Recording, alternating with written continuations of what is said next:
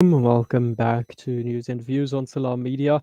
We're now heading over to KwaZulu-Natal now, where Moulana Abdullah Khan from the Jamiatul Ulama in KwaZulu-Natal is on standby for the weekly Jummah inspirations. Assalamu alaikum, Moulana. Shukran for joining us, and over to you. Walaikum salam wa rahmatullahi wa barakatuh. Most honorable and respected listeners, uh, Allah subhanahu wa ta'ala has blessed us, and we normally take two favors according to the hadith of Rasulullah sallallahu alaihi wasallam, for which we have become very unmindful.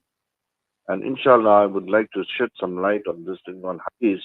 Rasulullah sallallahu alaihi wasallam has mentioned that there are two favors that Allah Ta'ala has blessed man with, and that man is unmindful of these two blessings. And those blessings specifically are sound health, and number two, it is free and leisure time.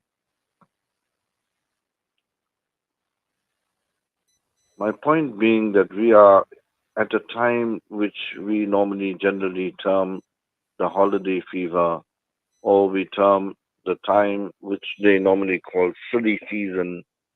And what is the importance of this free time that Allah Ta'ala has blessed us, or what we will say holidays, and how should it be utilized by a Muslim?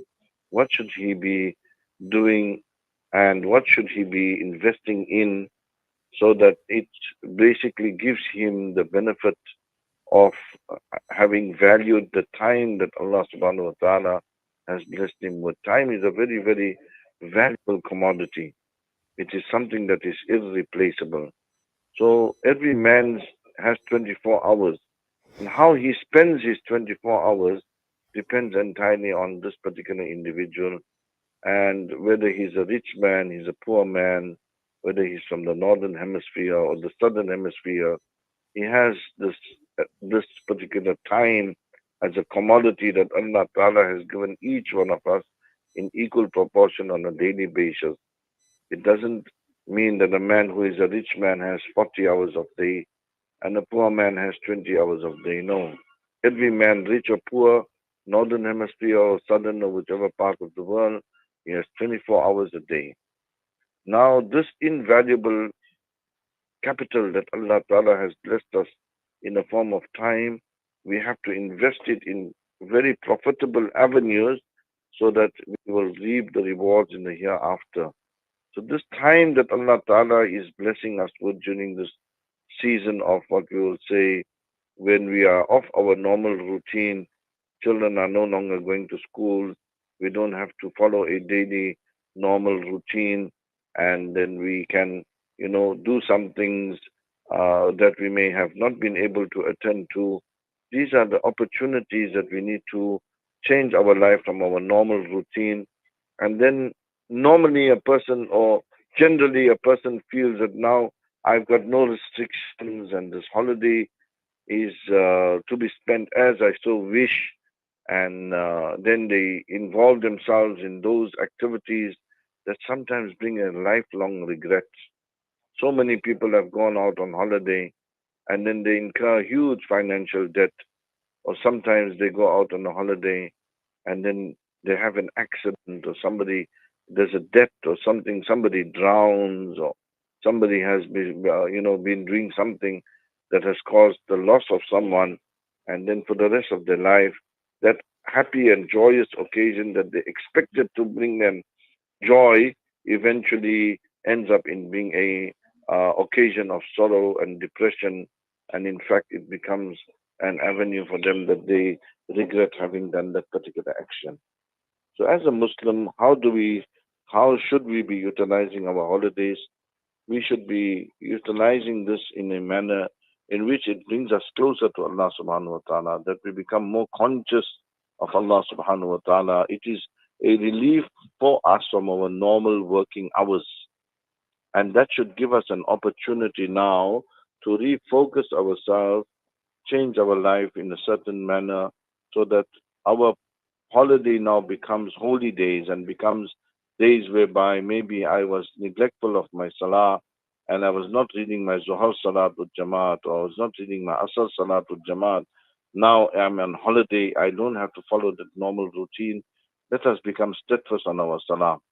Secondly, utilize this holiday period whereby you can memorize some extra chapters of the Quran. Maybe you have an elderly aunt or an elderly uncle whom you may have not visited for a long period of time. Utilize the time in strengthening your family bonds and rekindling some time, or renewing your family ties and rekindling the time with them. Also, maybe educate ourselves, spend the time in a manner in which a person can learn some new masail. He can learn the masalas of zakat, for example, or he can learn the proper masail of salah, or he can do some business course or Islamic banking, or understand Islamic economics, etc. There's so many things that can be done. Also, you utilize this time in sitting in the company of people who are the friends of Allah subhanahu wa ta'ala. Now that a person has got free time, which he was unable to free himself in the past, there may be visiting ulama, there may be certain jalsas, or there may be certain occasions of where some person, is having some majlis, and then we can participate in that. So spend some time in sitting in the company of pious people. In that way, a person will become conscious of Allah subhanahu wa ta'ala. Then you can also utilize the time in going out in the path of Allah subhanahu wa ta'ala. Ask ourselves, what have we done to contribute towards the upliftment of the deen of Allah subhanahu wa ta'ala? And inshallah, by going out in the path of Allah or spending some time in a Jamaat, it will give us time to reflect, conscientize, to renew our surahs and our du'as, to learn adab and etiquette and manners, etc. So, inshallah, this is a way in which a person can utilize his time in being beneficial instead of idling his time away or wasting his time in futile and unnecessary activities. We make dua that Allah subhanahu wa ta'ala makes this time that we have free for us to be useful and beneficial. And always remember that the life, it is just a few breaths that a person has to take.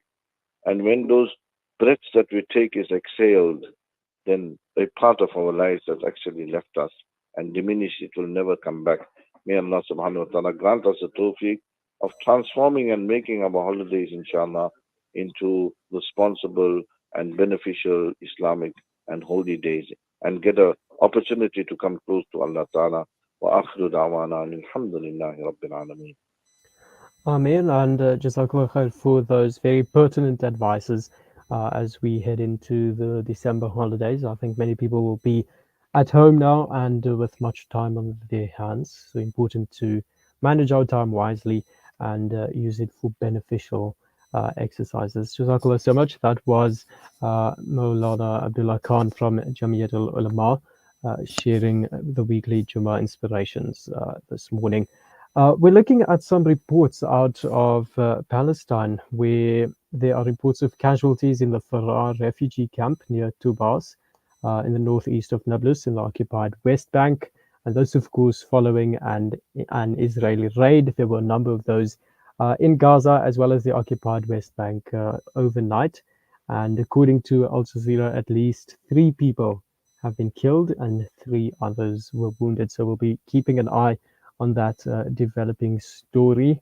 Let's take a break. When we come back, we'll continue the discussion and the conversations. Please stay with us.